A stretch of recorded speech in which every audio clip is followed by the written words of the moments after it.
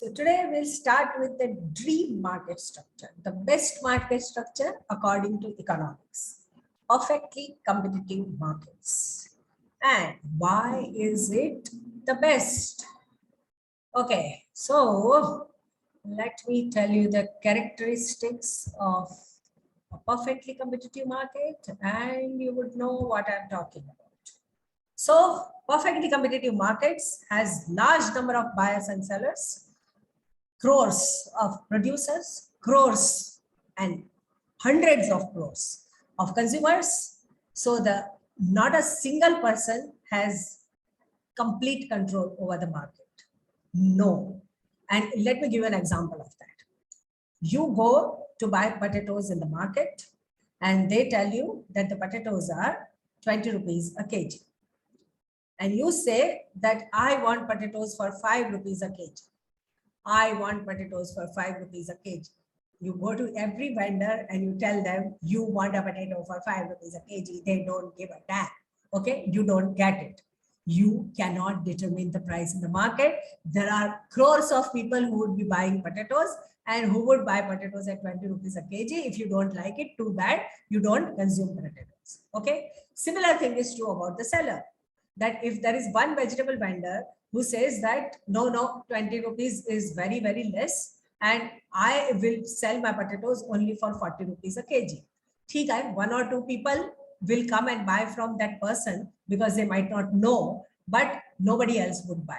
At the end of the day, the seller would have sold very, very few potatoes. Okay, so neither the seller nor the buyer can say that I will decide the price and this is what the price will be in the market.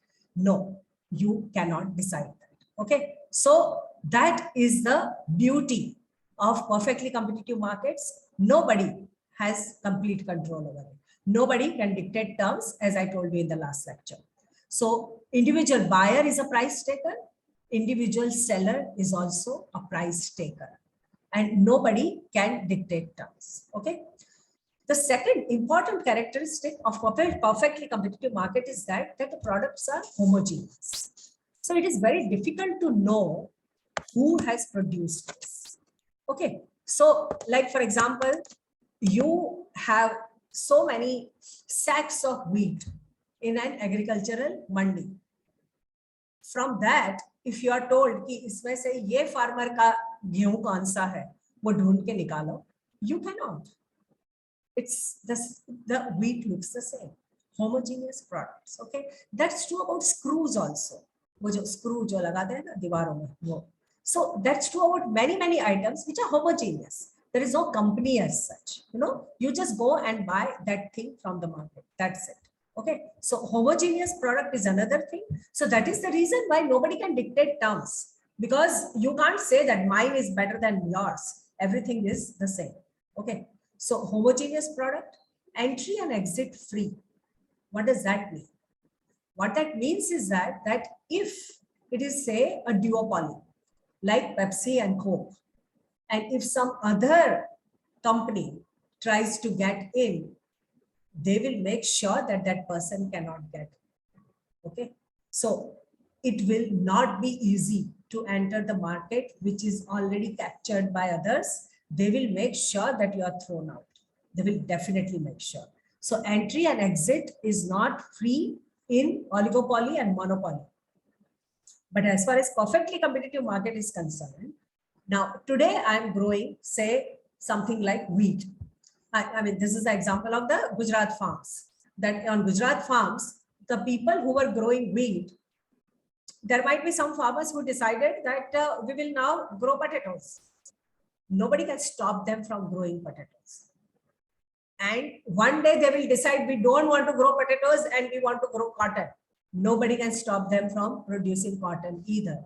Entry and exit is free, completely free. This is what it means. The other farmers are not going to come and attack this farmer because this farmer is trying to grow wheat or potato or cotton.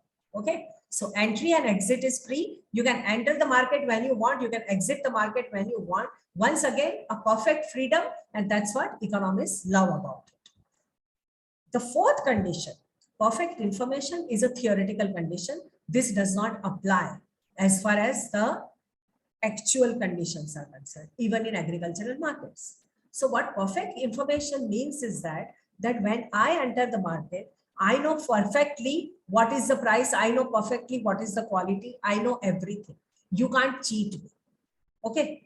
That is not always true as far as even agricultural markets are concerned. Because as I told you, I go to a market and I talk to the first vendor and he gives me tomatoes at say something like 30 rupees a kg. And then I go ahead and I find that tomatoes were actually available at 20 rupees a kg. So you can be cheated, but economics make this assumption that information is also something which flows perfectly and every consumer knows what is happening, and that is how the markets are going to be very efficiently run. But understand one thing, perfect information is not a crucial condition for perfectly competitive markets to function. They still function very well and very competitively with just first three conditions. Okay, so these are the perfectly competitive markets. So you know how perfectly competitive markets look or how they function. Okay, how do we do the price discovery in a perfectly competitive market? What happens is that, as I've told you, when we were doing the initial parts of economics, that when there are crores and crores of players in the market, there is this forces of demand and supply, what Adam Smith calls the invisible hand, which kind of slowly converges to an equilibrium price where demand is equal to supply. And the market discovers that very fast. How it discovers it, nobody knows. That's why Adam Smith calls it invisible hand. But the market discovers the equilibrium price and then that price prevails in the market. Okay, so this is what perfectly competitive markets are all about. Now, how would the perfectly competitive markets curve would look? So let me just first show you this. So remember one thing, as far as perfectly competitive markets are concerned, the demand curve, which is your average revenue curve. I have explained this before. I'm not going to go into it again. This curve is always going to be horizontal.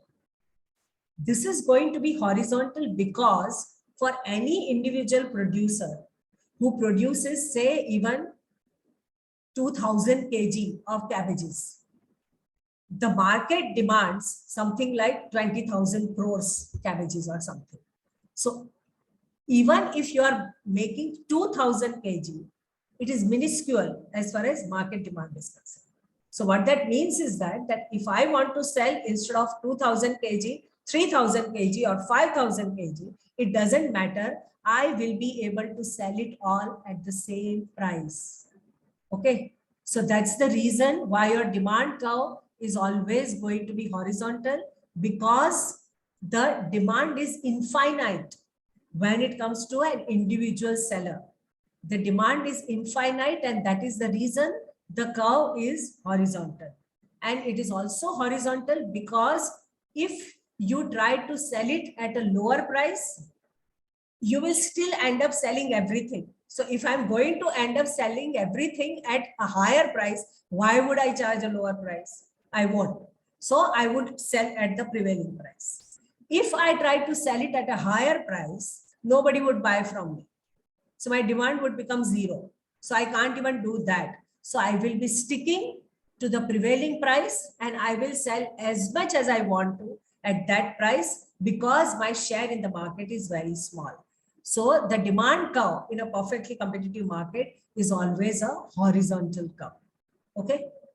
And what do people make? Do they make profits or do they not make profits? When you talk about the average total cost, it incidentally involves the normal profits. So just like you have, say, so much salary for a person, so just like that for every industry, you have so much profit. Like for example, for pens and everything, the profit might be just 1%, or grocery stores, it's just 1 or 2%. But when it comes to garlands, garments, when it comes to garments, it can be 100% or 150%. Normal profits are something which are defined and they are included in ATC. So usually the equilibrium is attained at the quantity where the average total cost is equal to the price, which means that everybody would be earning normal profits and your marginal revenue will be equal to marginal cost is equal to average cost is equal to average revenue. And this is the quantity that the market would come at, and this is the equilibrium price. That is what a perfectly competitive market will charge. Okay?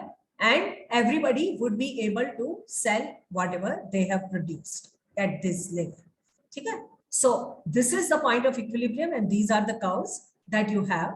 Now, the thing is that in the short run, there is a possibility that the sellers have different skills. So now look at this. The price is here. My cost and the average variable cost and average cost, both are far higher than the price, which means that I am making losses. This firm would better go out of business because they don't know how to do the business and they are just incurring a lot of losses. They better go out of business. So this is one kind of firm which has not learned how to produce properly. Okay.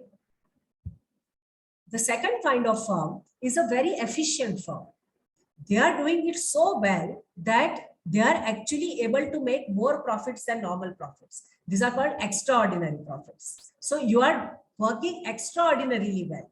Okay. And if you are working extraordinarily well, your cost will be less than your revenue and you would be making more profits than normal profits.